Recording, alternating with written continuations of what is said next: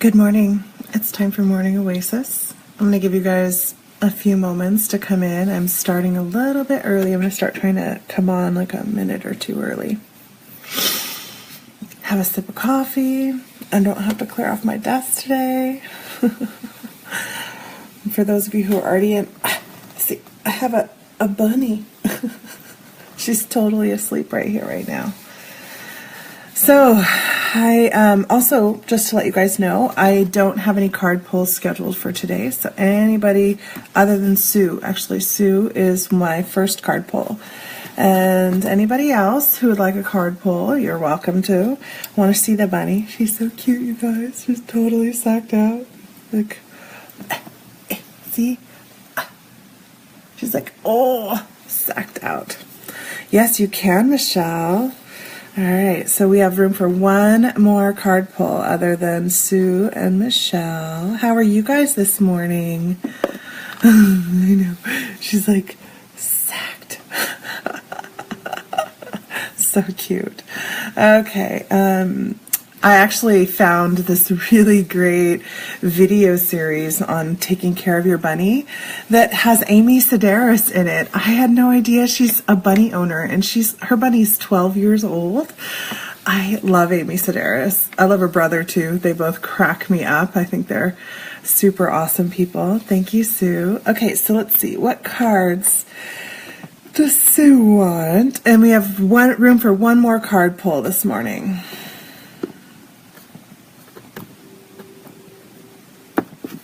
Sue, the Thoth Tarot wants to talk with you. Looks like some ancient symbolism coming through. She's starting to move around because she's hearing me talking. She's like, what are you doing? What are you doing? See? I swear, it's not my third breast moving.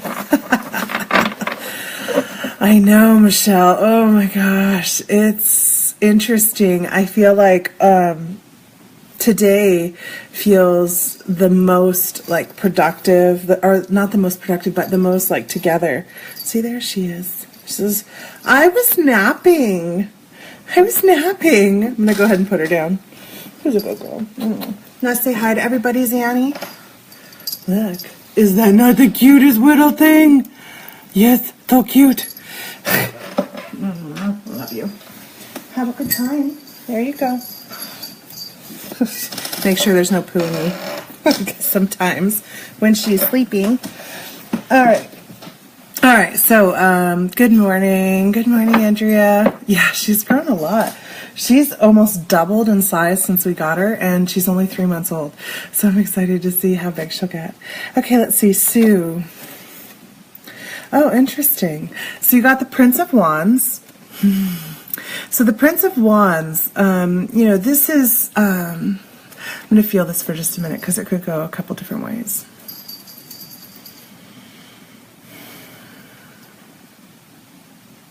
So the Prince of Wands, the energy of the Prince of Wands is a young masculine energy that's very fiery, that's very creative, that's passionate.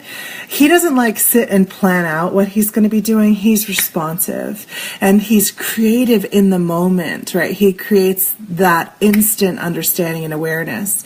Now, sometimes this card is a harbinger of someone coming into your life. And I get a no for that. This is not about like another person. This is about bringing up that youthful masculine energy in yourself. Yes. So it's time to start the masculine energy. Masculine and feminine energy, we got to balance in ourselves. And I'm sensing that you have a much heavier, a greater allowance of flow of the feminine energy, which is that energy that's communal, that energy that is supportive, that energy that can handle the multiplicity of things in a different way. She focuses on all the pieces, whereas the masculine energy is more focused. It's a singular focus. It's not as concerned with the community. It recognizes I have my role in this. So it's time for you to start bringing that masculine energy in, the youthful energy, and I'm sensing This has to do with how you kind of shut it down in your youth. Girls often, women, especially young women from the previous generation, had this shut down.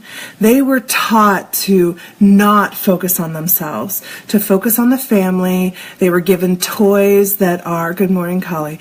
They were given toys that are all about caretaking. You know, think about it. We were given dolls where we had to change their diapers. We had to feed them. They cried for us. We're given these things to take care of. We're given easy bake ovens to cook for everybody.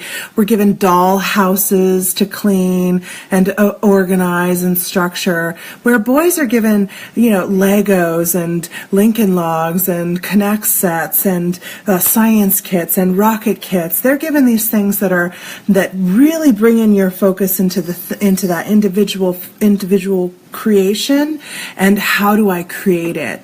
So it's time to start bringing that out, that energy out in you. And I think that I think you're already kind of doing that. So this is just confirming that. Another way you can work on this and incorporate that energy into yourself is by calling in this Prince of Wands energy. That's great. You could go ahead and go to your doctor's appointment, Sue. I'm glad I did your card pull first, and you will catch up on the show and enjoy it, I'm sure. Martina, yeah, you can have the third slot today. So that's all the slots for today that we're going to have for card pulls. Okay, so Michelle, let me feel which deck wants to talk to you. This over the weekend, Michelle was working with a deck of cards, the medicine cards, I think they're called, and that was my very first deck of cards. So let's see, Michelle. Oh, we don't pull these out very often. The Phoenix cards want to talk to you. The Phoenix cards are a past life deck, which I very rarely ever use. So we'll see what they have to say. Always curious, but they don't come out very often, and I think that's in part because it's really time to focus on the present. But when they do come out, it's to really let us know it's time to become aware and cognizant of a theme or something along those lines. So let's see what it's got for you. Okay, I'm just gonna look up the title of this one real quick before I say, because they don't even put the names on it. But I think it's if it is who I think it is.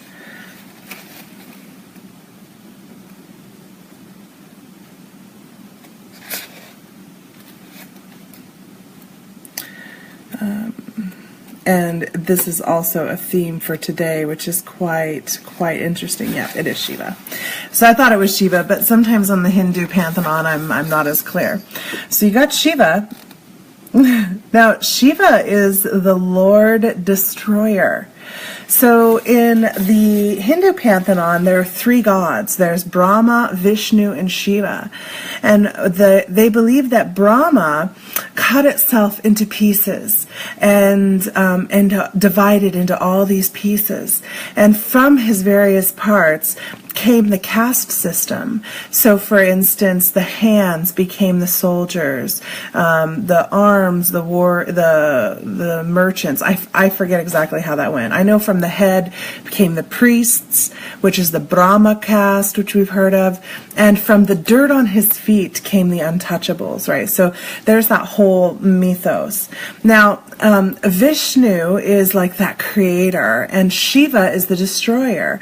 When he opens up that third eye, it's time to start deconstructing things. So let's see what the book itself says. Okay, so Shiva is one of Hinduism's mightiest gods. The auspicious one is the lord of both destructive and creative powers. He is the oldest Hindu god and is probably a blending of more ancient gods and goddesses dating back to India's prehistory. Shiva is known as an awesome and fear-inspiring lord. By the way, he's the one who cut off Ganesha's head, right? And then put him back together. So he destroyed and then created Ganesh. Shiva is known as an awesome, okay, let's see, because of the different power of his magnificent presence, he has many followers among Hindu sects. But much of a sudden storm that clears the landscape of sacred and broken trees, Shiva represents the budding potential of new growth after complete annihilation and perfection born of the raw power of destruction and death. So Shiva's female counterpart is Shakti, who represents many of the same contrasting elements that he does. So he's like the two extremes, those polarities. There's kind of a funny story where there was this competition between the three main gods to see who had the greatest lund, right? So lund is like a penis. So Brahma and Vishnu showed theirs, and Shiva pulled his out, and Brahma had to fly up 1,000 days, and Vishnu had to fly down 1,000 days, and still they did not find the end or the root of his lund. So oftentimes when you see these little icons that look like kind of like a coconut or like a little head, a mushroom head, that's supposed to represent the head of Shiva's penis. So he's very much about that creative flowing potential. Let's see, there's some other pieces in here. Here's what it's talking about your persona. You're a staunch believer in the equity of all human beings, Michelle. You have a great respect for the animal kingdom and feel all life is sacred. We were just talking about that. Because of your selfless approach, many people consider you odd or different. There's a quality about you that suggests an advanced soul.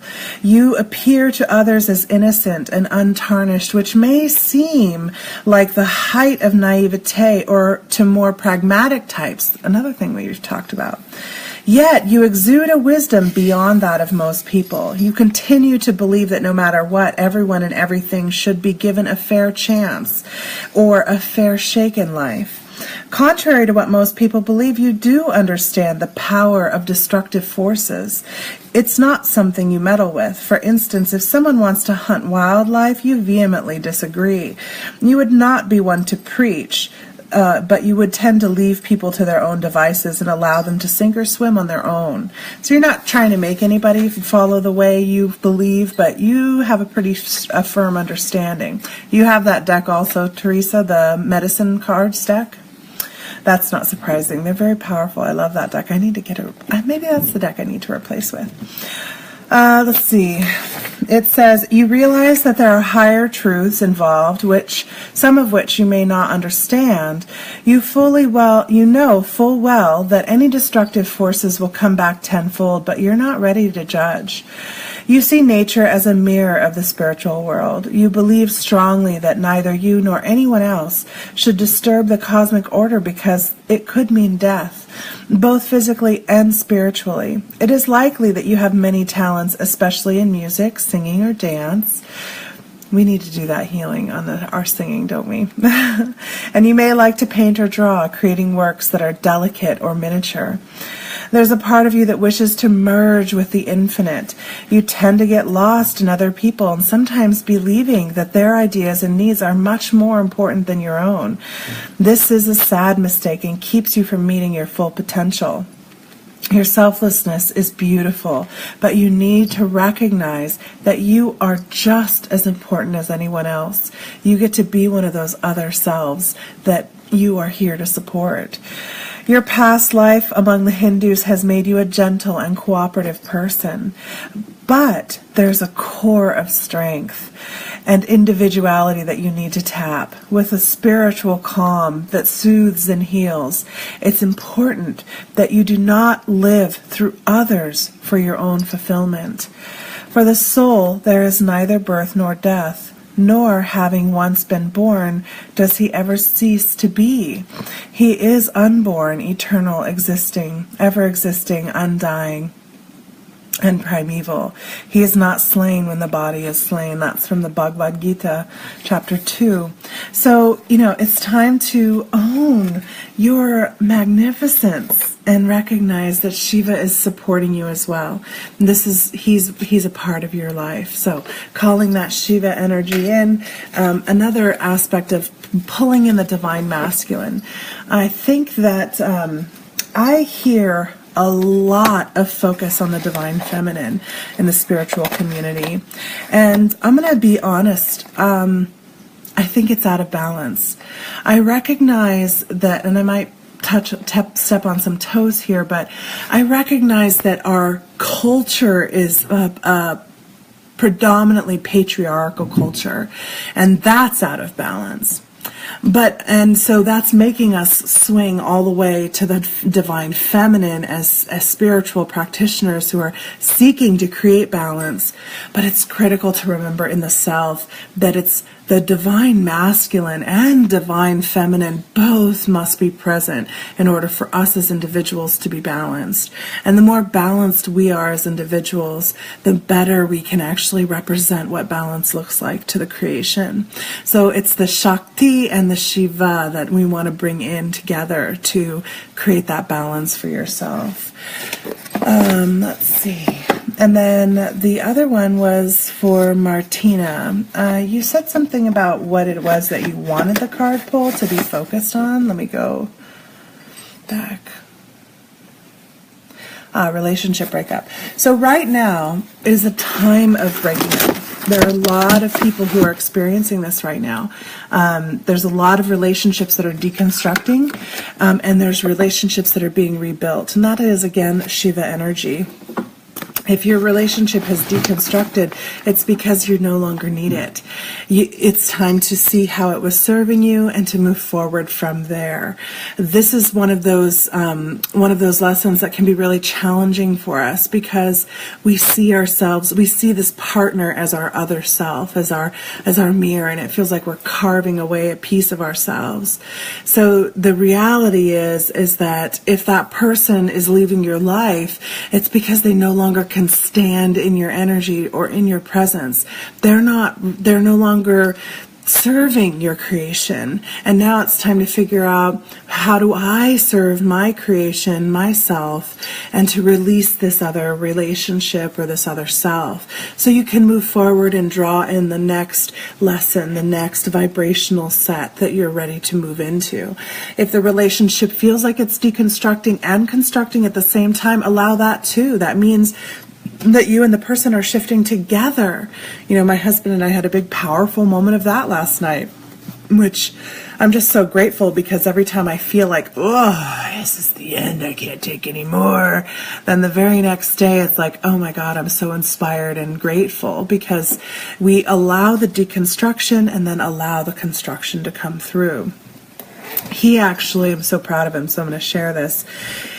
He lost his vision in a mountaineering accident about, when was it? So it would be 16 years ago this July. And before that, he was an avid athlete. That was his whole life, his whole passion. He worked as an engineer so that he could afford to be a top athlete and travel and go around. He was a mountain climber. He was a runner. He was an extreme rollerblader and snowboarder. I mean, his idea of a great Saturday was waking up at 2 in the morning, 1 in the morning, and driving up to Mount Hood, climbing Mount Hood with his board on his back, and then riding from the summit all the way down to the lodge, and then driving back home and having a beer in the afternoon. So that was his passion. And when he lost his sight, he thought he lost his athletic identity. And about a year ago, he started working with NWABA, the Northwest Association of Blind Athletes, and he started recovering this identity. And last night, he went running for the first time in 17 years, which was his passion. He loved running. That was something he did many times a week. It's something he's been doing for a really long time. And so it was his first time going running, and he's going to be competing in a duathlon where it's running and biking. And so I'm so proud of him. He came home and his calves were like wrecked. And he doesn't normally make himself vulnerable and allow people to do things for him. So in the sense of physical help and support. So he asked me for a massage, and he was so vulnerable asking for it. And it redefined things for us because he wanted to control it. And I'm like, you have to learn to receive this, and I have to learn to be more assertive instead of allowing you to control everything around it. So it was this give and take, and this rebalancing, this reappropriation of intention and focus and control. So we have to allow those shifts to happen in a relationship, and if we don't create room for it, if we don't allow ourselves to be vulnerable for the deconstruction, there's no room for new construction to go on. And the same is true if you're releasing an old relationship. So that just came through to make sure I share with you first. And the Shadowscapes wants to talk to you. This is for Martina. This is the Page of Cups. So the Page of Cups, she is about sentimentality, if I were going to put it in a word. She's taking this time. She's not lost in her viewing, in her remembrance. She is taking a sacred time and space. She's come to this space. She's brought her viewing bowl. She is here to remember. Right? To remember with honor and grace. So take this time to remember the truth of this relationship, to mourn it, to give it its right space and honor it, and then to release it. She only does this for the time she needs to, and then she releases it. And this is something we don't do this in our culture. We have this kind of idea of like, oh, I'm breaking up, I'm done, I'm over, and I'm going to get over it. And if it takes a long time to get over it, or it's hard to get over, there's something wrong with us. The reality is that by giving it this honored, sacred space of, yeah, I did love that. I did value that. And I'm grateful to release this. And I'm going to miss that. We can actually overcome the heartbreak that we feel much more effectively and not have to repeat the lesson over and over in future relationships. So those are the card pulls for today. Now, today's topic is, it's come to me, I've been thinking about talking about this for a while, and it's something it's one of those hard subjects to talk about because it's the ego, and it just like touches on all these points. Okay, so hoping to reconcile, Martina, the only way to ensure that, if that's in the potential for you, is by actually looking at the truth of it, actually looking at what it was, looking at what deconstructed it, releasing those things. And the only way you can release them is by being honest with them and sitting in them and going through them. So that would be my recommendation. Okay, so moving forward, the ego. Now, I want to talk about this today in a slightly different respect. First of all, one of the things that happens as we start to awaken and we start to get this energy coming through is if we already have an overinflated ego, right? So if our solar plex is swelled out and full of that light, I can hear Zanzibar in somewhere she's not supposed to be. What are you doing in there? Get out of there. Okay, so if we have this overinflated ego, what happens as a result of having an overinflated ego is that we actually can't hold our true power. It's dissipated already by this inflated sense. If we have an underdeveloped ego, then we also can't hold our power because there's no room for it. And what I've been noticing is there are some people who start to awaken and their ego just swells and they feel so special. right? And they want to feel more and more special. And they probably never really felt quite special enough already in their lives. So they are people who try to make sure you see how special they are. And they present that first. That's the first thing you see. Just like if you have this big, bright yellow spotlight, that's the first thing people are going to see. And it's hard to see beyond that light because it's like blah in your face. And a lot of spiritual practitioners, especially powerful ones, I encounter this a lot because I'm a powerful practitioner as well, because I flow so much and I'm communicating so clearly with Source and getting these messages so concisely and clearly, and I'm not needing other resources in order to get them. People feel really challenged by me.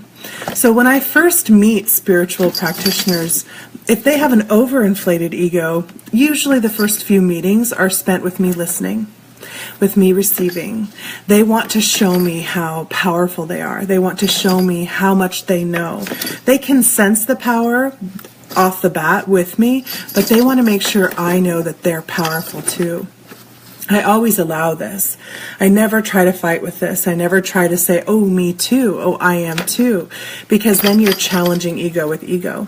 And there's no room. There's no room to be seen. And so then if you meet people who are underinflated in their ego and they don't have much of a sense of self and they're not feeling really strong with the self, oh, she is being so naughty. And she's never this naughty when I'm not on my show. Very interesting little girl. She got right where she's not supposed to be. So, come out of there. 1 second. Little girl, come out of there. Come on. You're going to have to go back in your cage now because you're not supposed to go back there, and you know that. Sorry. Oh, and we're going to take off your belt. Come here. There we go. Good girl. Little naughty. Okay. So, likewise, when I meet somebody who has an underdeveloped ego, they constantly minimize themselves and they don't stand in their power and they don't deliver the amazing, unique gifts that they have to share with all of us. So they don't talk about what they're hearing. They don't share what they're getting in their meditations or what they're receiving. And they wait for somebody else to say it to have it validated that it's even true. So both of these two roles don't allow for much receiving. And the reason I wanted to talk about this is because of the vulnerability that both of those roles create. We have, how do I want to put this? So we have this concept of good and evil, right? And it comes from the polarity, that positive and negative polarity. And we have a value placed upon these two things, that positive is good, negative is bad, which is just a perspective. The reality is that both are necessary. I like to tell people, look around me in this room, and me too.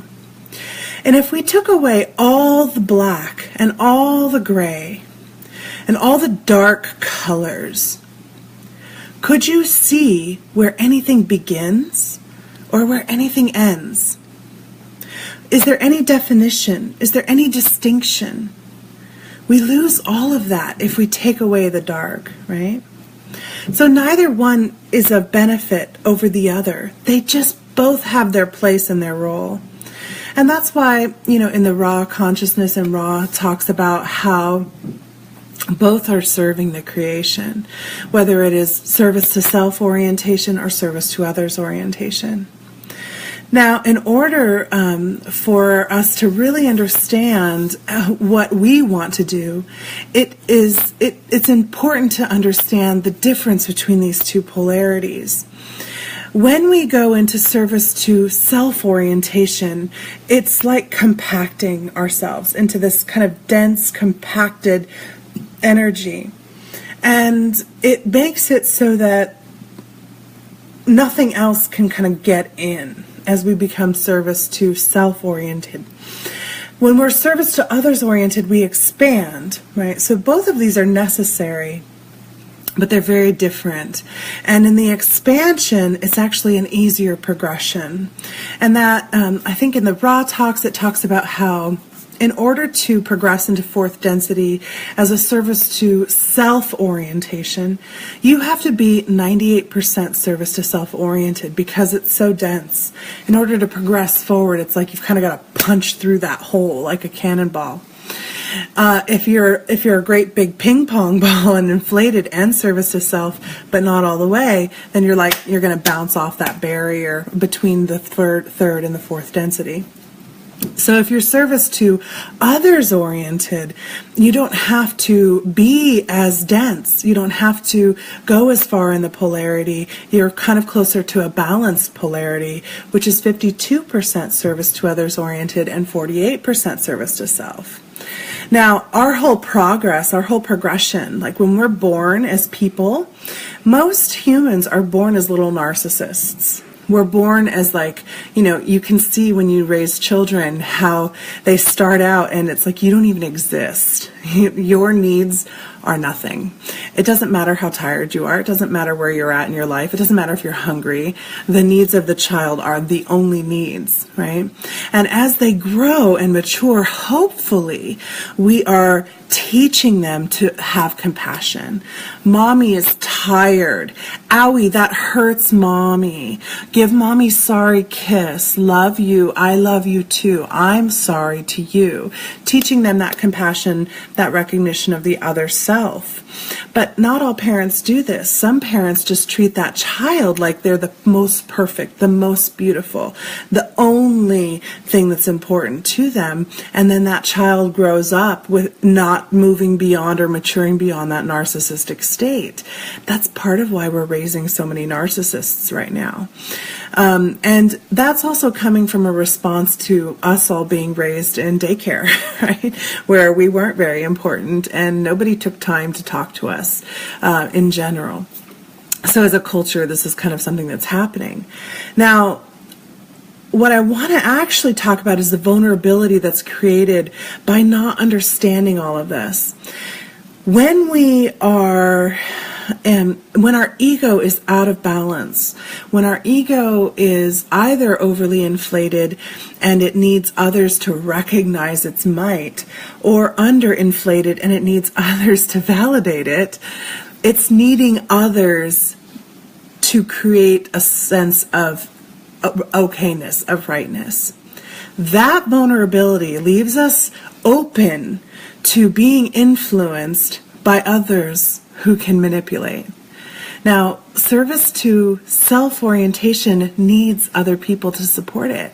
It needs other people to give to it and bring to it and give it power, because it's actually disconnecting itself from source. It's saying, I am God.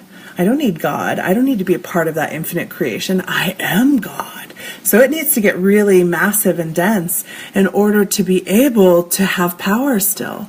So it feeds off the power of others. That's why a narcissist, though they think they're the only thing, they tend to have a lot of people that they're controlling and manipulating. They're always orchestrating these things around others. So there's some ways that we label that, right? And I'm not saying that they're bad. They're teaching as well. But there's this group. There are groups actually that are out there, just like we have the Federations of the Light, or the Confederation of the Galactics, or the Brotherhood of the Light, or any of these things that are here to support and guide us. There are also those that are here to feed off of us, to feed off of our ego, just like we as narcissists will feed off of others. So when we are not in balance in our ego state and we need the others to either confirm for us, or to give to us, or to support us, or to praise us, or to worship us, we are creating a vulnerability, and we're seeking others first. Not in a service orientation, but in a self orientation. And that leaves us open to, some people call it the Orion Group. The raw consciousness refers to it as that. That's because that's the group that is currently working on fourth density service to self orientation. So they're like a kind of just like there's the group of the galactics that are service to others orientation. There's the group of the Orion network that are service to self orientation. And what will happen is they will come in with the cooing and just like a narcissist and the, oh my God, you're so amazing. You're so powerful. You're so worshipful. Like, oh, look at your value. Look at, you can do this. And it swells that ego up even more. And so that person needs more and more of that praise. And it comes in with that praising connection. But then it corrupts the information. So it takes truthful information and corrupts it and brings it in just enough of a twisted way that that person believes it and believes that they're so truthful. This is why I don't follow other practices. I don't do a lot of channeling from entities. I don't even really do much channeling of angelics or galactics. When they come and they talk to me, I talk back with them and I listen to them, but that's not what I share and teach. What I share and teach is what I hear from the creation, what I hear from the Creator. And that's my gift, right? We each have our own unique gift. We each have our own unique way of serving in the creation. So for me, it's being a mouthpiece for that infinite consciousness. Now, that was really hard for me to receive and allow. I had to be told this and reinforced it over and over and over and over and over and over the last 4 years because I had an underinflated ego and I felt like, who am I? Who am I to speak for God? Who am I to even believe I'm talking to God? And I would have other people come and say, oh my God, you're talking to God directly. You're channeling source consciousness directly. I'm like, no, I'm not. Who am I to do that? I'm not that. I'm not that. But by not owning it and not stepping in it, I was leaving myself vulnerable because I didn't stand fully in my own light, in my own presence, in what I'm here to do. And the more I've been able to stand in that, and I'm going to be honest, I'm still struggling with standing in it. The more I can stand in it, the more clear the messages come through. And I'm not fighting and resisting anymore. So we have to be really careful about our ego space. We have to take note of it. Where is it at? What is our light like? What are we seeking when we seek external reinforcement? You know, for instance, with this show, let's just take this show, for example, which, by the way, I really fought doing this. I've been being told to do something like this for the last 4 years. And so I would hide behind others that had bigger egos, right? And that, oh, they're more powerful. Look, they have licenses. They've been trained in these different modalities. Oh, they're more recognized. They have a bigger following. I'll just support and bring it forward. I'm just bringing forward the message. Humility to a fault, as my husband calls it. But it is that humility that allows me to pull in the source consciousness more clearly, because I'm not seeking to validate myself to be more powerful, and 2, I'm in allowance of what it is that is coming through. And the more I can do that, the more you guys can receive it and be like, oh wow, yeah, this is ringing true. So I don't expect you to follow to the letter what I say. I don't expect you to follow to the letter what I do. I don't expect you to tell me that it's right or that it's wrong. All I can do is serve as this mouthpiece and be this light representation as much as I can. And that's what each and every one of us is supposed to do, because we are each an individuation of that infinite creator consciousness, and we each can be speaking to source. Everything tells us that humility is the way to get into that source consciousness, that questioning of the self, the questioning of the self-worth, the value. How do I do this? How do I be who I am? How do I show up? How do I represent? This is the journey. And it's like that balance between myself and all of you, my other selves, right? So I hope that cleared some things up. But we're going to do, that's kind of what our meditation is going to be about today, is checking in with our ego, checking in with that yellow ray of energy, of light, which most of us are operating in right now, is working with the yellow ray and seeing if we can't really get that in balance. It's by balancing first the red ray and then the yellow ray that we make room to transition into the green and the blue rays. So the green ray is a transition ray and the blue ray is that connection and true speaking out. Okay, does that sound like okay to you guys? Sounds okay to me. All right, so we're going to take a few moments. I'm going to take a sip of my coffee, my smiling coffee that's kind of cold right now. No, it's not.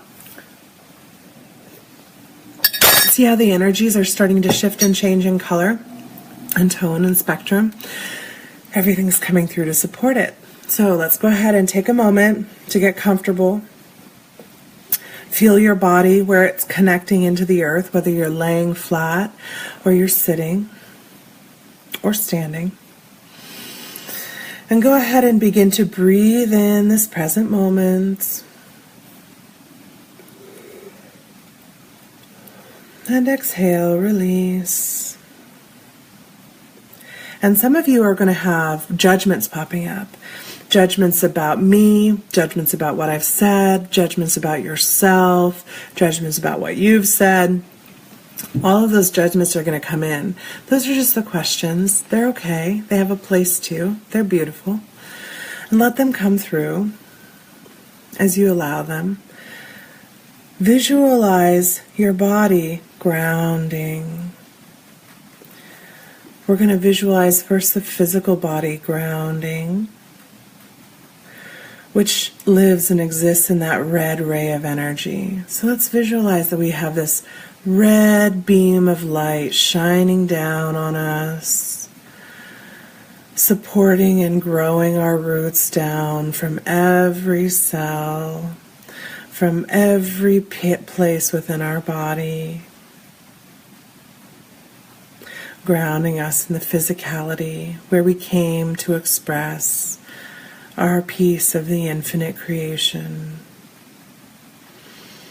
Seeing how we've gathered around us these materials, the water, and the space between all the molecules and of the atoms, their nucleuses and their fields, all gathered around us to coalesce and create these physical bodies.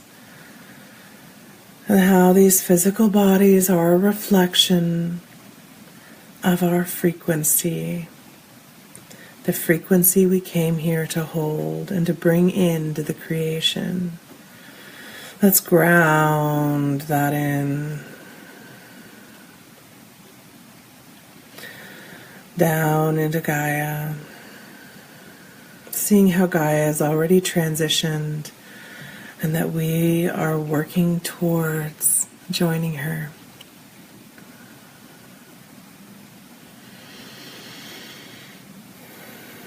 Just like the nose of the car first passes the finish line, the passengers pass next, carried by the momentum. Feeling that red energy flowing through the whole body.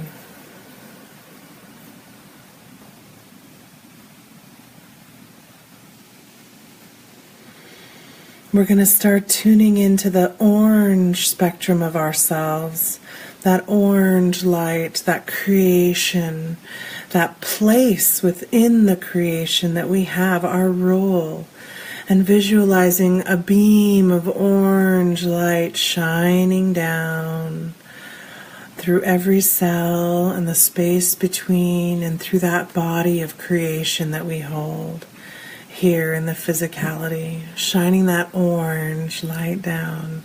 The orange behind me. It's a sacred color in the Hindu culture because it is the creation. Bringing that down, shining it through every cell, through every space between, and anchoring it within us, radiating it out from us.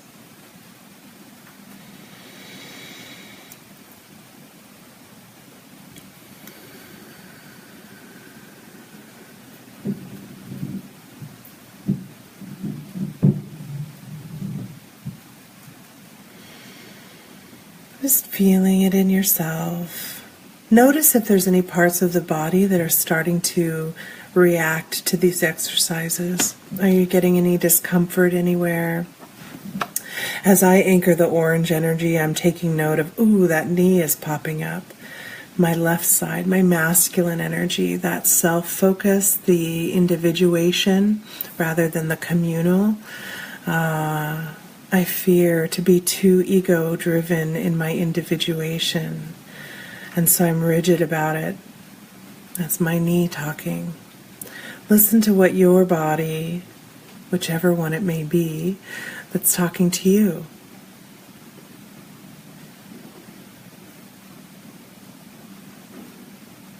As we hold and flow this orange energy through us. We're also allowing the orange energy like a fire to burn off that which we no longer need, that which we no longer identify with. If we're somebody who carries a lot of weight, we're allowing it to steam out the waters that we felt we had to hold in order to have any place. Had to create this space for ourselves, this protection, this barrier. We don't need to do that anymore. Allow the body to release these waters and flow. That's one for me. Again, all I can do is serve myself and the creation as I came here to. Leaf blowers showing up to blow that through.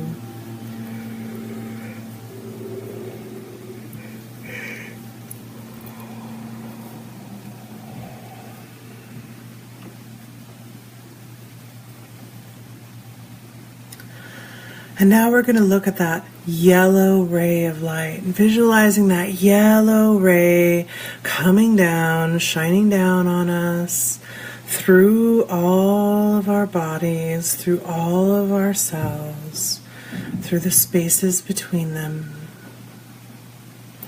shining down. Because we're focusing in on that yellow ray, what color ray is your yellow? Is it rich or does it seem thin? Is it depleted? Is it too orange, too extreme? What is your yellow ray looking like? And imagine this beautiful, cheerful, sunny yellow that feels so good. Imagine that yellow as being what your yellow ray is tuning into. And as you do this, take note of the body. I'm suddenly feeling tension in my right wrist. It's my feminine area. Feminine side's not been allowed to be powerful. She's not sure how to use it, our wrist is our most flexible, most versatile joint in the body, composed of all these little bones, all these intricate little parts that all just roll along with each other. So I struggle with how do I roll with being empowered with this feminine energy. Recognizing that and noticing, oh, my yellow just got a little richer. Leaf blower coming through again, blowing it out.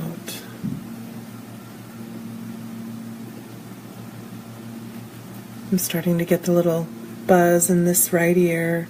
For me, that's a communication coming through.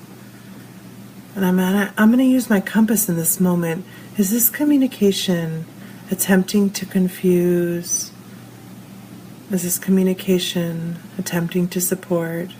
Yes. Is it supporting me in service to others' orientation? No. Is it supporting me in service to self-orientation? Yes. So this is telling me that this is one of those ways. This is a weakness where I can get this influence that can mess with my ego, keeping me weak, keeping me influenceable. So thank it for showing me this weakness, this vulnerability in my ego space.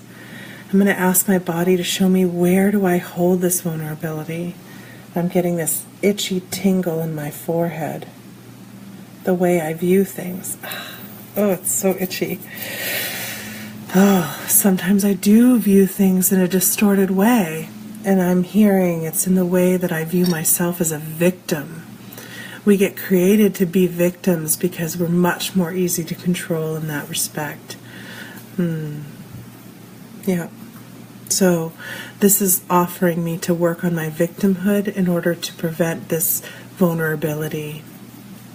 And that way of serving the self. These are the clues. These are how our body communicates these clues to us. What's your body communicating with you right now? I'm going to go ahead and pull back my own guidance and allow you to feel this yellow energy coming through to show you your vulnerabilities, your weaknesses, your strengths, your barriers, your rigidity, and your own expression through your ego self. As I support you and hold space for you as well as me.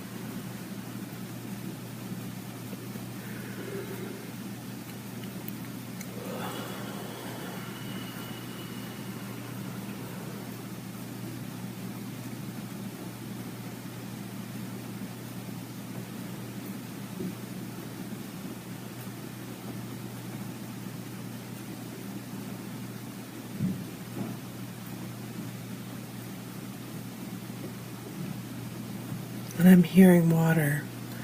It's just starting to rain outside. My husband's just starting to take a shower. Water is flowing.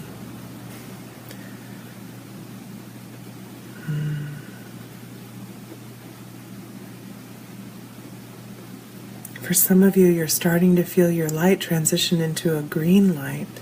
Yes? Your ego is balanced. Once we get that balance of the yellow ray, we transition into the next primary ray, which is blue, which means we go through the heart, which is that green energy. Allow that green to flow through you. For those of you who are not feeling that, not ready to transition, are still working in the yellow ray, that's beautiful, because many in the creation need that work. You're supporting all of us by doing it. Continue shining that yellow ray until it becomes balanced and feels good. And the body flows with it, and there's no more responses or reactions. No, it's not just because you have a little itch. It's a communication.